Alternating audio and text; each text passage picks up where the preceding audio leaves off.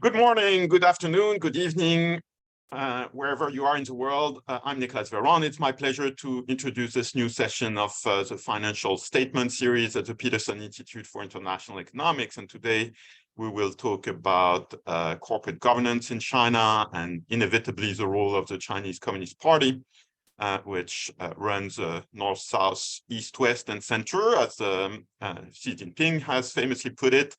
And there's no better person to talk about that than Curtis Milhaupt, who is professor of law at Stanford University. He studied at University of Notre Dame and at Columbia Law School, where he got his JD law degree in 1989.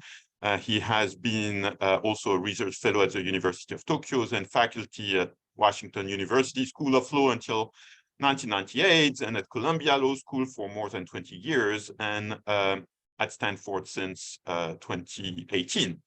Professor Milhaupt has had many visiting positions, including, I will not mention them all, but will mention one at Tsinghua University in Beijing in 2006. He is a major reference in comparative law, particularly as regards Japan, Korea, China, in relation to the United States, but has also worked on a number of policy challenges on legal aspects of Korean unification in the late 90s, as a consultant for the Brazilian Stock Exchange on aspects related to state-owned enterprises. He has also been affiliated with the Bank of Japan Institute for Monetary and Economic Studies. And something which particularly fascinates me, he has been an expert witness on a number of cases involving particularly state-owned enterprises, and including an investor-state arbitration between U.S. participant and the state of the Republic of Korea in the case involving Samsung that led to the demise of President Park in 2017. So very academic, but also a lot of practical stuff here. Tianlei Huang, who is for the second time participating in this series, as he did in June last year, got a bachelor's degree in international politics in 2015 from Fudan University in Shanghai. He then worked in a think tank in Shanghai and completed his studies at Johns Hopkins here in Washington, D.C. In international economics and Southeast Asian studies, a dual degree with Tsinghua University in Beijing. I'm not completely neutral here because I work a lot with Tianlei. I can say he's a very versatile person. He's worked in a farm in British Columbia, Canada. He's learned Burmese in Yangon, Myanmar, which was part of his study cycle at SAIS. He helped with a school teaching in a town in the middle of, not the middle of nowhere, but not on the coast in Maharashtra, India. After SAIS, he worked in several think tanks, the World Resources Institute, the Hudson Institute, and Brookings, and finally, I think, found his home, or at least that's the way I like to think about it, at the Peterson Institute, which he joined in 2019. Worked a lot with Nick Lardy, among others, became a research fellow in 2020. And this year, a couple of weeks ago, was appointed the China Program Coordinator for the Peterson Institute. So with that, over to you, Curtis. Okay, thank you so much. Good morning. Thank you, Nicholas, for having me. I'm very delighted to be here. Let me share my screen with you. I prepared a brief presentation, and I'm very happy to have this opportunity to talk about what drives corporate governance in China. I've spent the last several years looking carefully at the channels of influence of the party on Chinese corporate governance. Nicholas and Tianlei have done very interesting and important work looking at share ownership in the private sector. And I think we may discover that there is a confluence of these two forces in Chinese corporate governance today. So I'm going to share with you a few key takeaways from my research and hopefully set up some aspects of discussion here. Just to start, I think it's important to recognize that today we hear a lot about hybrid firms and blurred boundary between state-owned and private firms, but this goes back well before Xi Jinping. And I think it's just important to get a sense that equity ownership in the Chinese context may be somewhat less revealing of influence than it is in other corporate governance environment. For one thing, the party state cannot simply dictate its wishes to the SOEs. This is a massive sector, simply not possible for a group of bureaucrats in Beijing to dictate everything to the SOEs. Many of the SOEs are themselves very powerful and have pushback ability vis-a-vis SASAC, their state share owner. By the same token, however, the party state is not a standard regulator, and as I think vividly illustrated by Jack Ma and an ant-scrapped IPO, the party can always reach out and touch you. The protection of the party is needed to grow, and so this has, from the beginning, I think, in the Chinese political economy, been a blurred line. It's not to say that there are no economic differences between state-owned and private firms. There are, to be sure, and the private sector is more vibrant. But the point is that we could be misled if we just look at the corporate side of Chinese corporate governance, as this graph tries to show. So there is, on the left side, all the familiar corporate governance organs in China.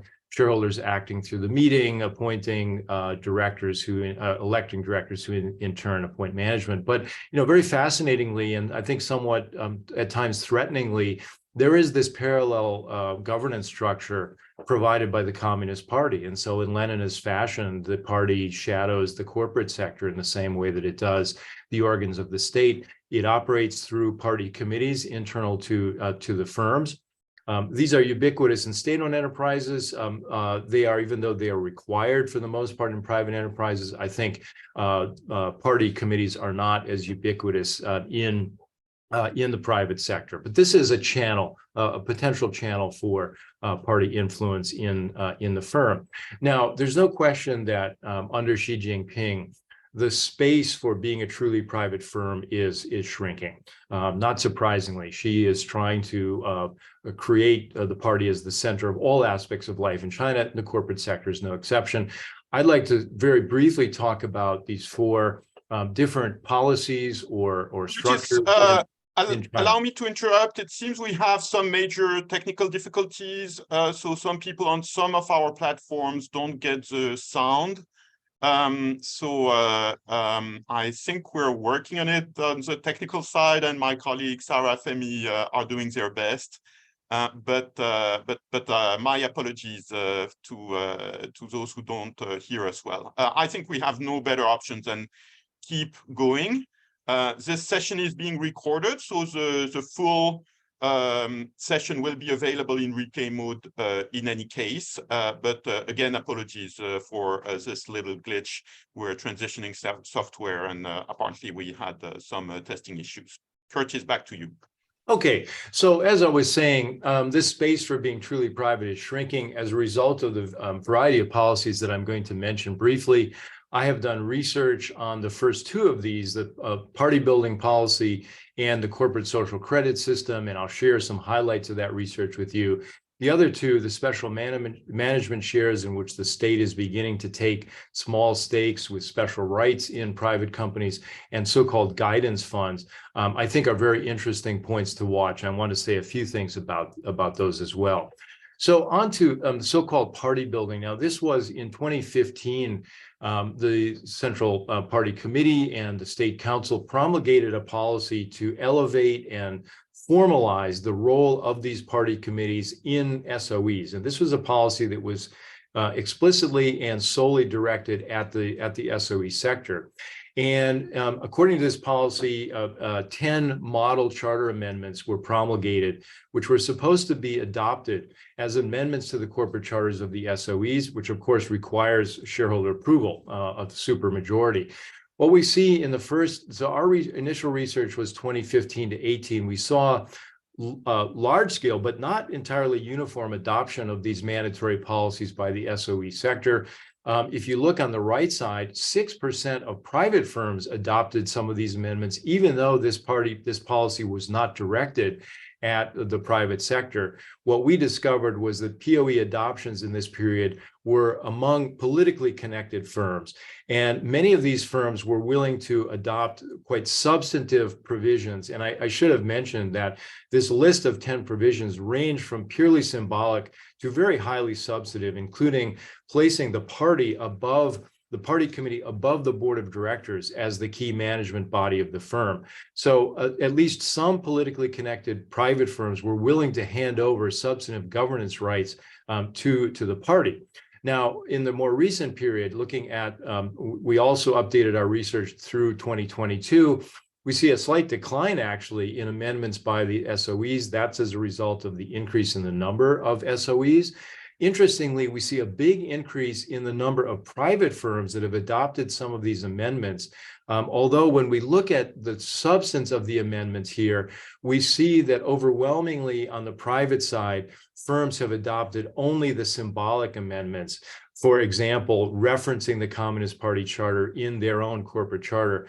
Not surprisingly, I suppose, very few private firms have actually granted substantive corporate governance involvement to the party. However, I think it is nonetheless interesting that some have done so, even at a time when this policy was not mandatory for PIIE. So this is a very brief overview of this research, but I think what we see is heterogeneity. Not all Chinese firms are alike. The party cannot dictate even to the SOE sector. But on the other hand, some private firms are willing to hand over substantive governance rights to the party. Now, a second system or structure that we have looked at, I should say, by the way, this is co-authored work with Lauren Lin of City University of Hong Kong, the previous paper as well as this one. So another very interesting system that is being rolled out in China is the so-called corporate social credit system. This runs parallel to a credit system for individuals, which has garnered more media attention. So every company registered in China now has a social credit profile. Currently, that's comprised of the information on the left side of the screen, so-called public credit information. This is data that is gathered when companies interact with their regulators or interact with the judicial system. Eventually, market credit information, including interactions with customers, will be in this credit profile as well. Now, the only province that has rolled out this system fully and has actually publicly made available its scores is Zhejiang province. And so we looked at the first set of scores in Zhejiang province as of the middle of 2021. You see the scoring system here with a maximum of 1,000 points in these 5 different categories. I think most of the categories are self-explanatory, except for the last one, social responsibility, which looks at the extent to which companies have received awards from the party or the government, or the extent to which they have made donations to party-sanctioned causes. What we discovered in our research is that politically connected firms receive higher scores overall. So again, the importance of political connections arises in this system as well. What is interesting, if you look at the subcategories of scoring, so these 5 categories are broken out into 12 subcategories. What you see here is that uniformly the mean scores in most of these subcategories is very high. Now, it's Zhejiang province, perhaps these are very high quality companies. Also, bear in mind, this is the first set of publicly available data, so we're almost certainly going to see more variation over time. But what's interesting here is to look at the 2 subcategories, charity and the so-called honest incentive information in the social responsibility category. Here we see much lower scores, and this is the channel through which politically connected firms are receiving higher scores overall, because they're garnering more awards from the government and making more donations to party-sanctioned causes. So I think if we step back from this system, I think what's interesting is the potential behavior modification potential of this system, because these scoring categories can always be tweaked to align with current industrial policy or other objectives of the central government and the party. So this could become quite an important behavior modification tool for the party state.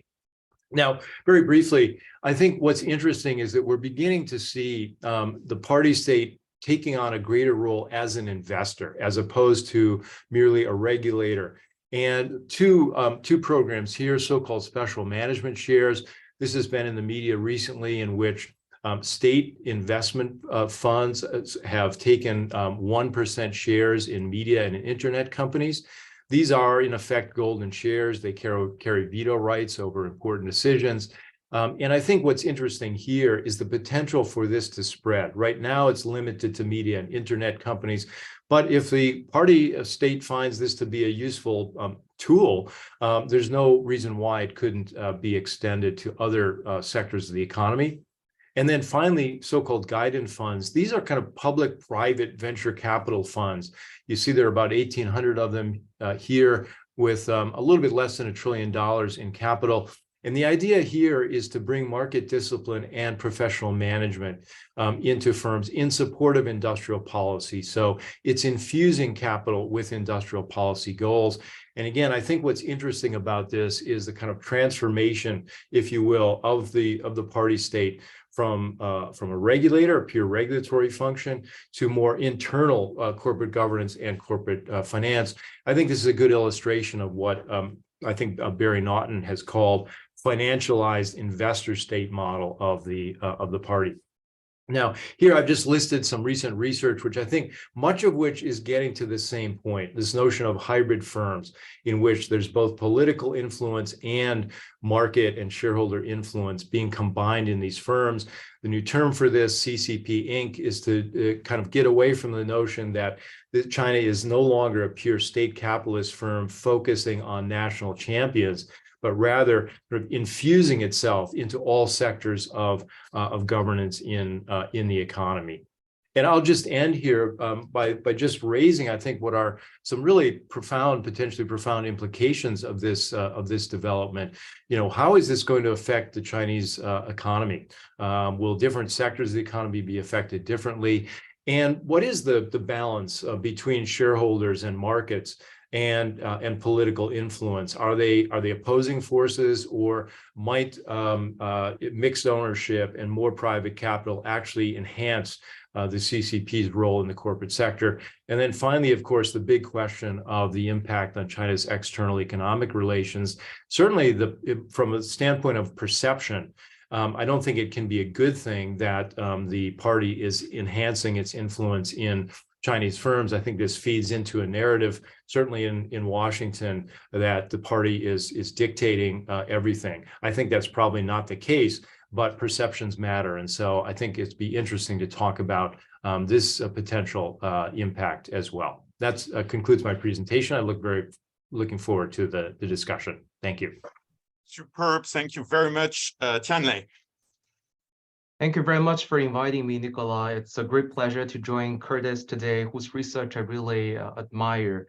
The research Curtis just shared is fascinating. The data he compiled are very informative and helpful for us to understand what is really happening to Chinese companies and corporate governance in China. I want to first share one research finding just to provide a complementary perspective. Nicola and I have been tracking the ownership structures of China's largest companies over the last decade or so.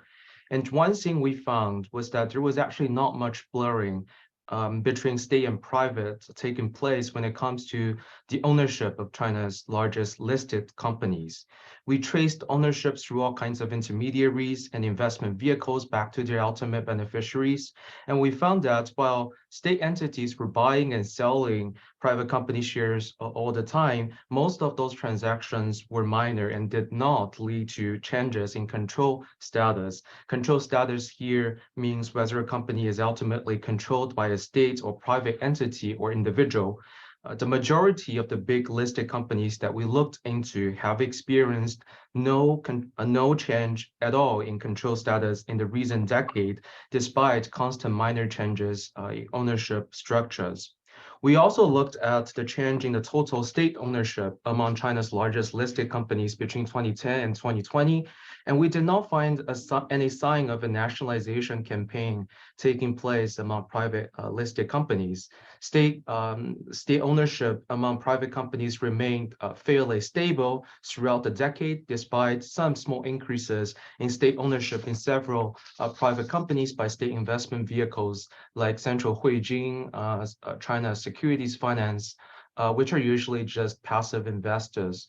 We believe equity ownership in Chinese companies still matters, and it tells us a lot, if not everything, about corporate governance in Chinese companies. Of course, the special management share program that Curtis just discussed could potentially be a game changer if it were to be implemented at a greater scale, but so far that has not happened yet. The implementation of this program is so far limited to companies in the media and platform industry, like Curtis just mentioned, whose business has something to do with content creation and therefore pose an ideological concern to the party state. Otherwise, one share, one vote is still the governing principle for all Chinese companies as required by the company law. Of course, outside of outright state ownership in private firms, obviously the state is able to exert influence through various other channels, including internal party organizations, regulations, industrial policy, and corporate social credit system, which we just heard Curtis discuss. That said, I think there is a lack of conclusive evidence about the true impact of the state's influence campaign among private firms, as far as I know. Coming back to Curtis's research on party building policy, one thing that may be worth some follow-up work is to really look into what material difference in operation does it make for a private company if it adopts party building provisions in its charters. Does it make the private company become more like an SOE in the sense that it now carries out activities to pursue the state's developmental and political priorities in addition to its original profitability goals? Or are private companies just paying lip service and show loyalty? We know that the Chinese system has long been founded on the supremacy of the ruling party, and private entrepreneurs are constantly adapting to this unique political economy in which they seek a balance between carrying out their commercial activities and fulfilling their political duties and showing loyalty. But showing loyalty does not necessarily make them less profit-seeking or behave in ways similar to SOEs.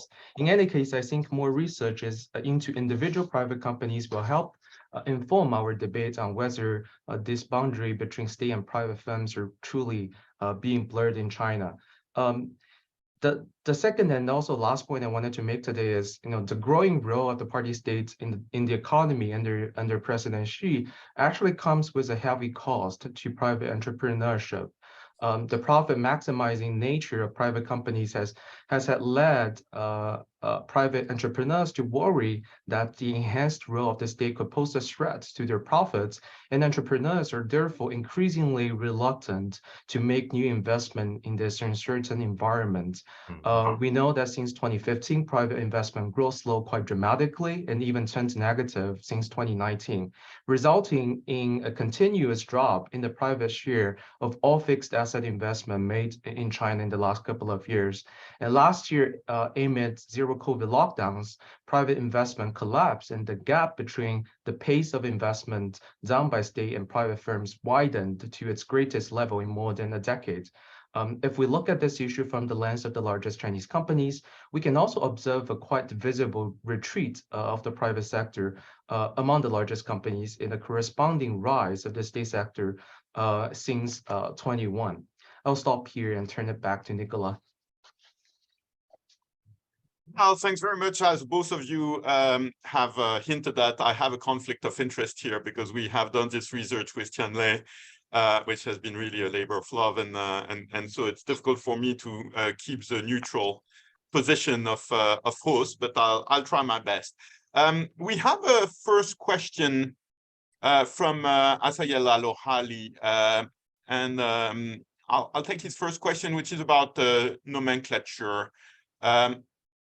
How do you define hybrid firms, or what what is the relevant taxonomy? And maybe to you, Curtis, what is there between how we think about SOEs on one side, private companies on the other side? What are the ways to quantify or categorize the sector in between, if there's the right way to think about it? Sure. Well, this is a very important question and devilishly difficult one. And this really bedevils a lot of research, because if you are trying to do empirical research, how do you code companies in China as SOE or POE? Nicola and Tianlei have done a very rigorous job of defining their categories of state, non-state, and mixed ownership based on percentages of equity ownership. And I want to just be clear, I don't think there's really much divide between my work and that of Nicola and Tianlei that she's presented. I'm certainly not suggesting that there's no difference or that equity ownership doesn't matter. The point is simply that China's political economy gives rise to a very unique setting for corporate governance, and so it's simply the point that we shouldn't be misled into thinking that equity ownership tells us the full story about how a firm is influenced in China. That's a very simple point, but I think it's an important one. The hybrid firm concept is one, I think, that is being used by researchers increasingly, whether they call it hybrid firm, whether they call it CCP Inc. The idea here, it's more of a general term. It's not a strict definition, but I think the idea is the increasing channels of influence of the party into the private sector through elevating the role of the party committees, through the corporate social credit system, through these other mechanisms, the special management shares. So the idea is that a private, not that a private firm is going to be, become an SOE. No, not at all. It's that a private firm is being infused with greater sense of respect for industrial policy, greater political motivation, which, as Tianlei said, may to some extent conflict with business and profit goals. So I think that's the idea, that China seems to be moving towards something new that is not SOE and is not entirely POE either. And even in looking at ownership, we Tianlei, in our research, we have an intermediate category. Can you enlighten us on that? Well, yes, we categorize all Chinese companies. We looked into 3 categories. Those with a state ownership above 50%, we call it SOE. If it's between 10 to 50%, we call it MOE, and below 10, we call it a non-public company, or NPE. In most mixed ownership enterprises, in our categorization, according to our methodology, are financial institutions.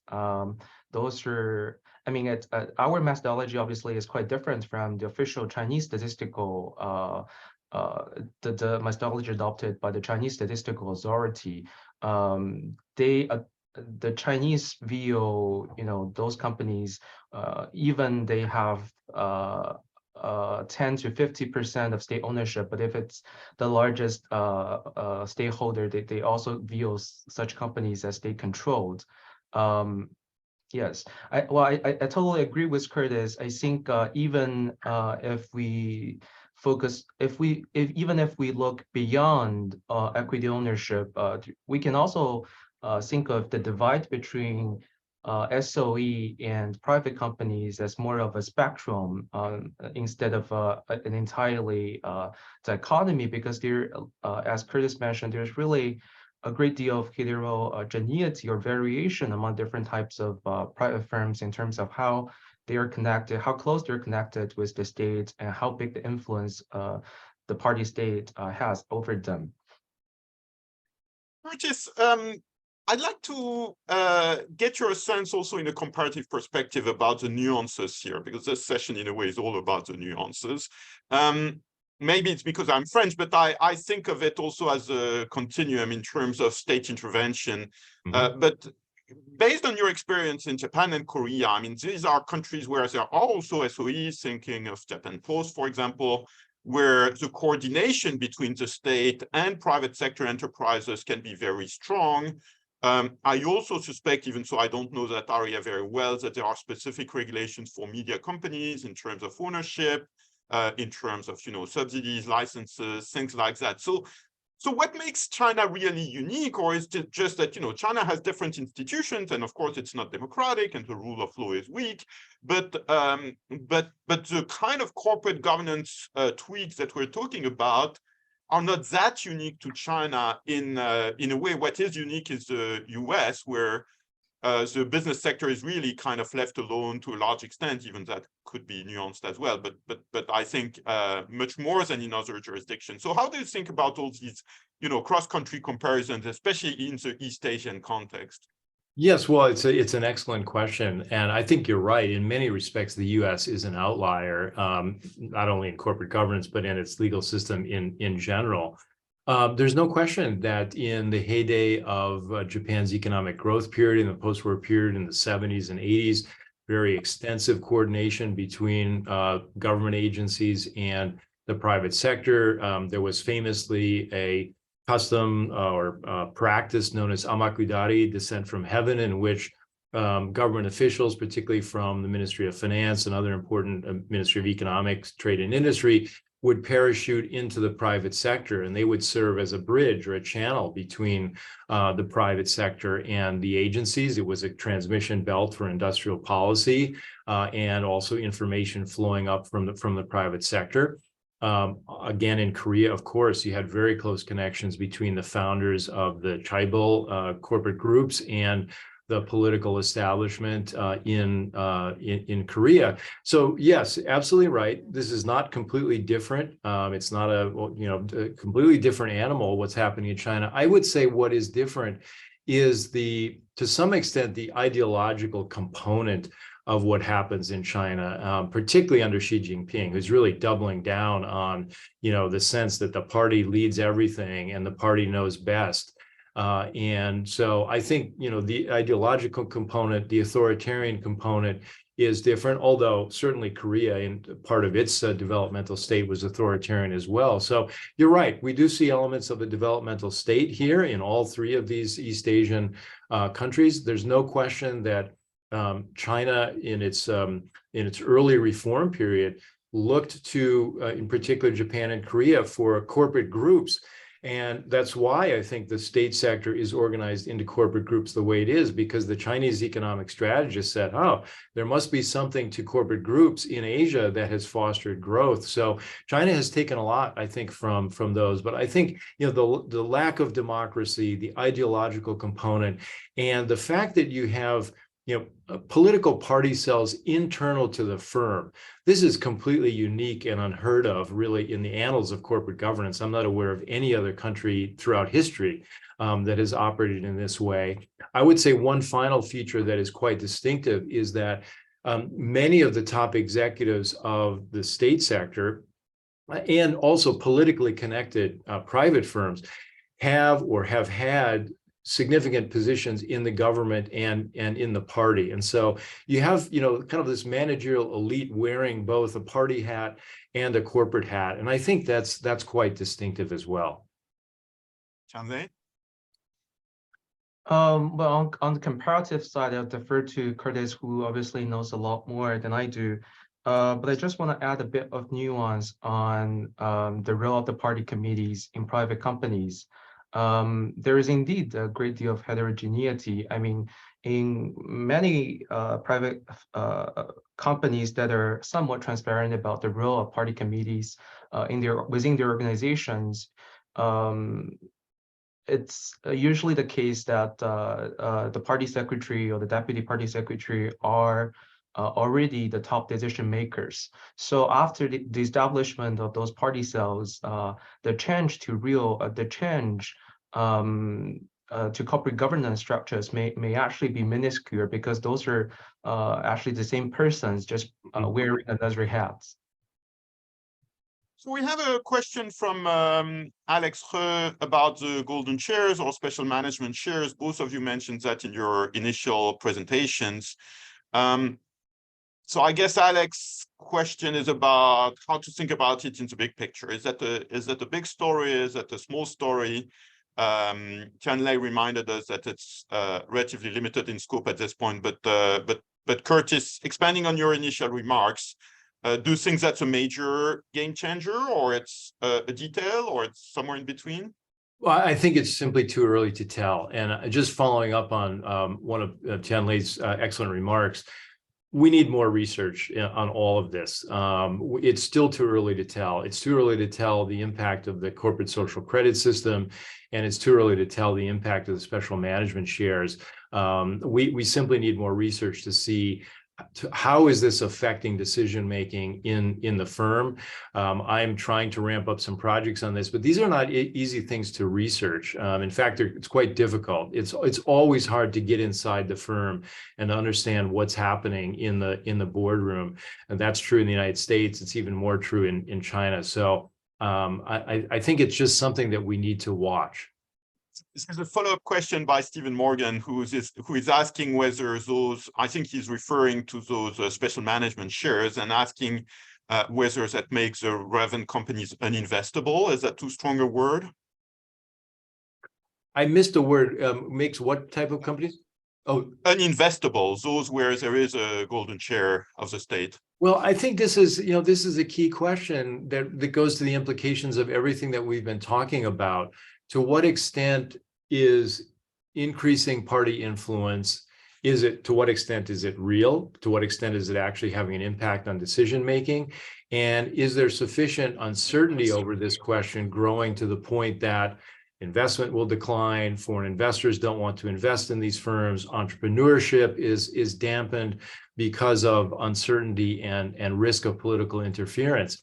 It's the big question. I don't have an answer to it, but that's the key question, and that would be my concern if I were, concerned if I were a Chinese economic strategist. I would be worried that either the reality or the perception of this increasing political influence or interference was going to really, damage the investment and entrepreneurship in China. Tianlei, you've spent some of your time in China over the last 2 years. For much of that, you were in lockdown in Shanghai, but do you have any hunch on this cosmic question?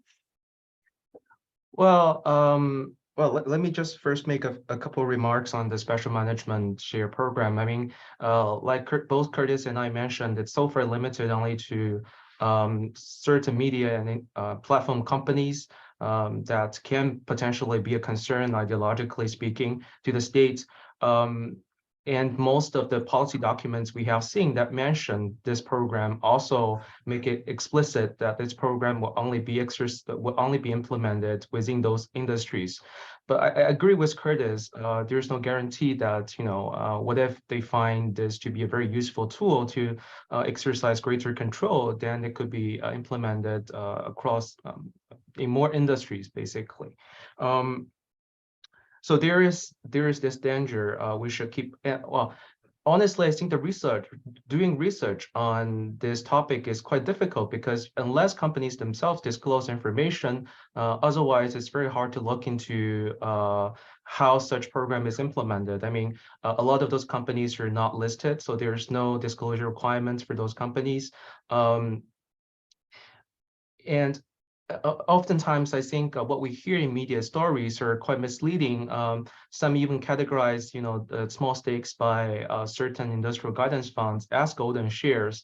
I mean, golden shares have to be a minor, share held by a state investor, but that could give the state stakeholder an outsized governance power, including the right to appoint board members or chief editors in the case of media companies. So not all small state ownerships are the same as golden shares. Whether it makes these companies non-investable, I think it goes back to the central question of how all of these developments in political economy are changing the nature of private companies. Are they making private companies less profit-seeking? I mean, like we said, I mean, it's probably better to think of the divide between POE and SOE as a spectrum. So some POEs may be carrying out certain, state agenda. We don't know.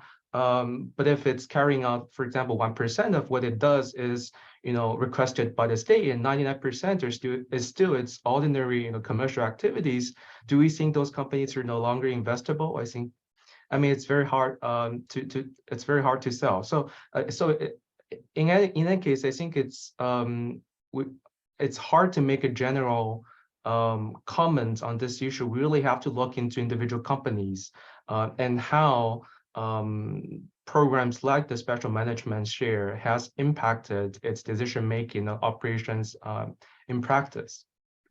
If I could make just one additional comment on this point, I think one interesting aspect of the special management shares that hasn't been mentioned yet is that some of these shares are being taken in the Chinese operating companies in the VIE structure. And so these are companies that are, listed in the Caymans. The foreign investors are invested in a Cayman company. Then you have a Chinese operating company established by the founders, and then a very complex set of contracts between a wholly foreign-owned enterprise in China and the Chinese operating company. So I think it's interesting. If you talk about hybrid firms, here we have a firm that's listed in the Caymans with global investors, with a Chinese operating company, which now has a special management share of Chinese state investment funds. So this is a very interesting animal from a corporate governance perspective, and I wonder if one of the motivations for the special management shares is also to kind of, neutralize or to some extent counter the foreign influence in these structures. That's speculation, but I think it's interesting that the special management shares in many cases are going into the Chinese operating company in these structures. And of course, VIE refers to variable interest entities, and this is incredibly baroque and mystifying setup of those private sector companies who have an investment vehicle listed abroad, like many of the tech giants of China. We have a very interesting question from an anonymous attendee who is asking whether different factions of the Communist Party have different interests in terms of controlling business. No indication in the question whether it's mostly about state sector or private sector.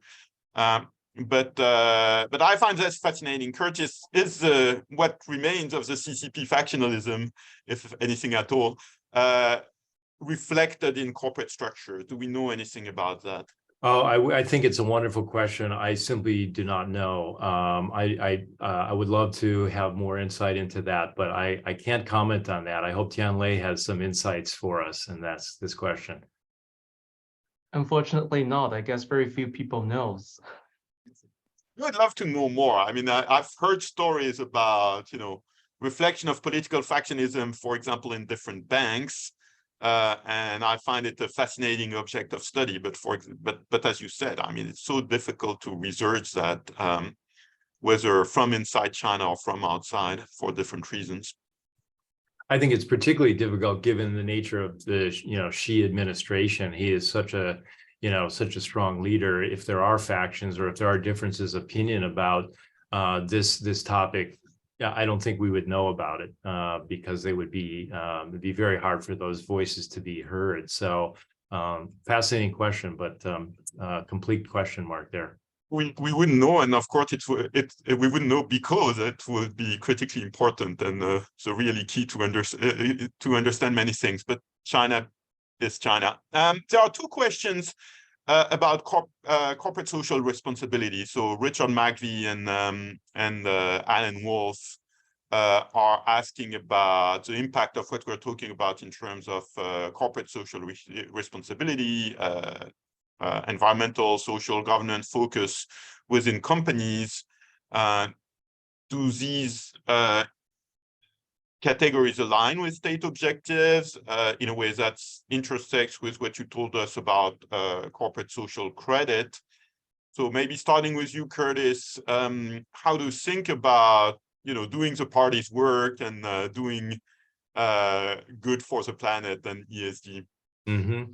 Yes, well, I think that the corporate social credit system is partly designed to pick up ESG factors. So, for example, one of the categories looks at the extent to which company has had industrial accidents or environmental problems, the way workers are treated. And so it is part of this corporate social credit system. Also, of course, the so-called social responsibility category, which looks at donations, as part of the Common Prosperity Campaign and the like. So those notions are embedded to some extent in the corporate social credit system. Beyond that, I think for some time, Chinese regulators with respect to the state sector have at least made noises about corporate social responsibility and its importance, and the fact that Chinese state firms are good citizens and the like.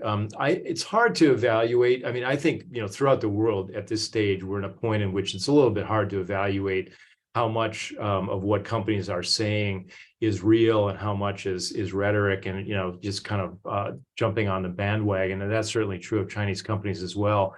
But again, I think going back to the corporate social credit system, I think this is a very interesting aspect to evaluate and to see whether this becomes a mechanism for promoting corporate social responsibility goals. It does appear that way initially.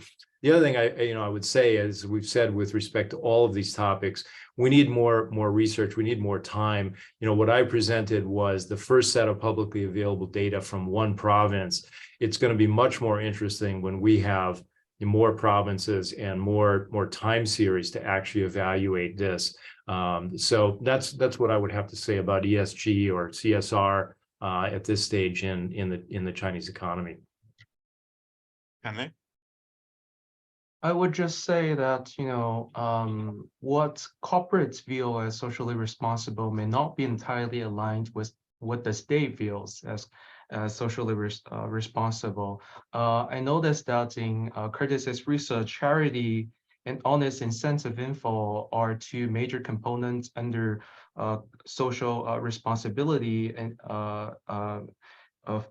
in this corporate social credit system. So if this program is to be implemented nationally and other provinces were to adopt the same scoreboard using the same metrics, this may incentivize corporates to concentrate their social responsibility efforts into these areas, without addressing other things that may also be helpful to the society. Yeah. Including, just to build on that last point, this category, as I mentioned, looks at whether you've gotten awards from the government or the party. So it's going to depend on what is pleasing to the party or local governments, and again, that may or may not actually align with true corporate social responsibility objectives. How should we think about the local versus national element here? I mean, this program was in Zhejiang. I can imagine that in another province you would have different priorities, if only because, for example, the environmental issues are not the same. Now, of course, the party is a very top-down institution. So what scope do you see? In a way, that's an echo of the question I was asking about factionalism, but looked at in a different way about regional differences in party influence. Is there anything that is observable there? I think it will be observable over time once this program is rolled out nationally, and we can see variations in the scoring systems and in the scores of companies in the different provinces. One possibility is that you recall that the data from this system is gathered centrally from central agencies that companies are dealing with, and then distributed to the local provinces, who then compile it and score it and eventually hopefully make it public. But there could be a gap between what is collected centrally and what is actually used at the local level. One could imagine that there could be local protectionism, such that local government officials managing this system want their companies to look good in this system, and so they don't accumulate or they don't use all of the information that might be available, et cetera. So again, I think there's potential and for this, and when I have presented this research to people who really have a sense of these dynamics, these local central dynamics in China, that is always a comment that they make. Let's wait and see how this is rolled out across the country, because you may see some very significant variations in the implementation of this system. Tianlei?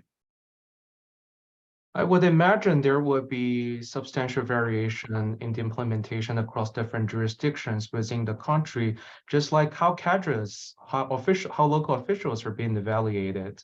I mean, in certain provinces, pollution is a more important metric. In certain provinces, debt, the management of debt is a more important metric. So I guess it will be the same. It will be similar for this program as well. Very interesting. We have a question from Alan Wolf on basically, if I get the question right, government campaigns. So do we see the government saying, buy this, don't buy that, for example, protectionist campaigns, or the US government trying to get companies, if that's the right way to put it, to pull out of Russia with limited success in some aspects? Is there empirical research on how private sector companies respond to campaigns on specific objectives like that in China? I'm not sure I'm asking the question clearly. Maybe I should give the floor to Anne. Curtis? Well, if the only evidence that I have at hand is the response to the party building campaign, and I think it's very it's not definitive evidence, but I think it's very suggestive.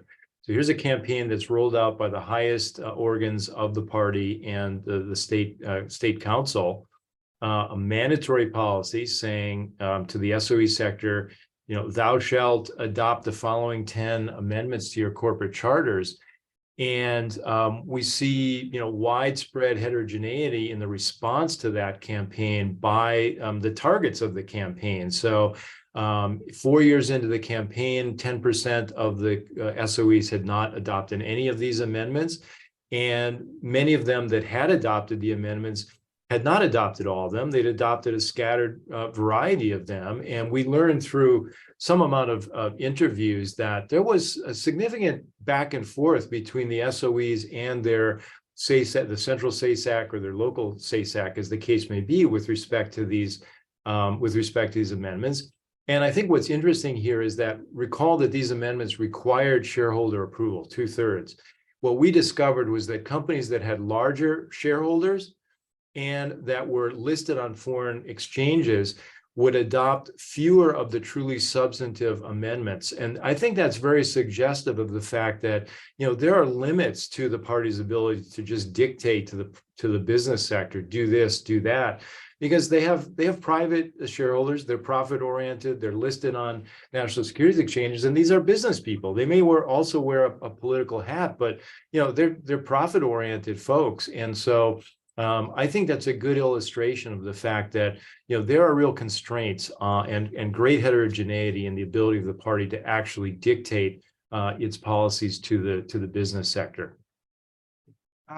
Alan is adding the example of a campaign in 2010 when the observation from outside is that the foreign share of the market for wind turbines plummeted in China, with multiple purchasers apparently changing their purchasing behavior at once. So I don't know whether these were SOEs or private sector enterprises, but I mean, how does that play out? Did you observe a lot of that? Well, the only thing I would say here, I don't know the specifics of that example, but the early paper, the paper that I started my presentation with, talking about the blurred line between SOE and PIIE, really offered some examples of cases in which, the business sector just kind of shrugged at government policy. There was a policy to stop investing in real estate at one point, and firms by and large didn't comply with that policy. Now, on the other hand, as in any economy, of course, you want to stay in the good graces of your regulator, and you want to stay in good graces with the party. So, there's real incentives to follow company policy, at least where it's in your interest to do so. And I'm sure China is no different in that regard than anywhere else. So I think, again, that, it's a complex picture and it's a spectrum. It isn't a black and white situation. Very interesting. Tianlei, on that? Well, I'm not sure if I understood the question, but if we're talking about, if there's something similar to Buy America in China, I think there is. Government procurement, I think the state is encouraging at least the state sector and government agencies to, get rid of, foreign developed softwares as much as they can, and devices as well, and encourage them to purchase domestically made devices, especially Huawei devices. So something like that is indeed happening. So that goes into a broader thing, is whether this whole thing can be beneficial to private firms, whether the enhanced role of the party states. And I haven't done enough research on this, so but I would assume there is. I mean, some private firms may view it positive for their reputation if they establish a party cell within their organization. Maybe you could help them to, get more positive media reporting locally, which can in turn help with other more material aspects of their operations. For example, it may make their access to capital markets cheaper and easier. And they may perceive as, better citizens by the government, and they can in turn get higher social credit scores or whatever. So it may not be entirely a bad thing from the perspectives of private companies and entrepreneurs. I think that's a very important point. And you saw from the research that I showed that the effect of political connections. There is a very large literature now indicating the economic benefits of being politically connected in China in terms of access to finance, listing, et cetera. And so also going back to the special management shares, these could also be viewed as a positive from the companies that are taking them as another form of political channel. So instead, if we push that argument a bit to the extreme point, instead of making companies uninvestables, it would make them more attractive to private sector investors in some cases. That's certainly plausible. That's a fascinating thought. Maybe to finish, we have a question from Richard McVie on subsidiaries or associates of, he says, Anglo-American, I would say more generally foreign groups. How are they affected differentially from native or domestic Chinese companies? That's a bit of a niche interest, but we know there are many joint ventures, foreign invested firms. Do they also have party cells? Have you looked at that specifically? I have not looked at this specifically. I think it's a very important and interesting question. Our research does suggest that the farther away one gets in the corporate hierarchy from the party state, the less influence is exerted, which I think makes some amount of sense. That would suggest that the foreign subsidiaries would be less politically attuned, but we, again, the common refrain here, we need more research on this. I've heard mixed things from this. I have talked to lawyers who suggest that there is still significant political influence, at least in some sectors, but I suspect that it really depends on what sector we're talking about and how important that sector is perceived to be by central authorities. Tianlei, I think you have also looked at, for example, the representation of foreign joint ventures in national party congresses. Oh yeah. Well, first of all, there are the Chinese operations of many multinationals do have party cells within their organizations, and some of those companies are quite high profile about it. Perhaps they view it as a positive thing. It could help with their business in China, and some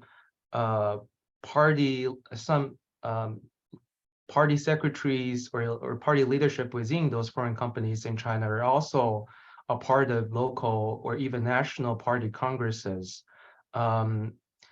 But again, how in reality, in practice, the establishment of party organizations within these companies have affected their operations is worth researching into more. We simply don't have any conclusive evidence and any pattern so far.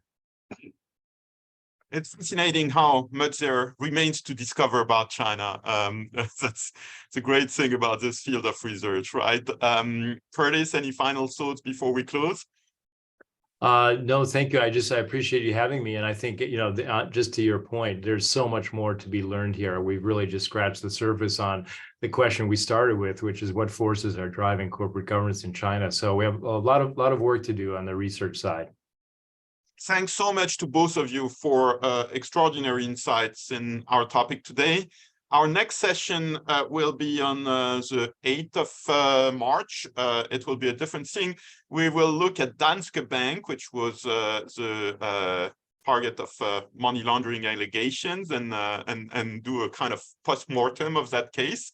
Of course, Danske Bank is still running, but that case is pretty much in the past, and with head of the Danish Financial Supervisory Authority, Jesper Berg, and David Enrich, who is an investigative journalist who has looked not at Danske Bank, but at Deutsche Bank next door, and has looked at a lot at those kind of financial flows.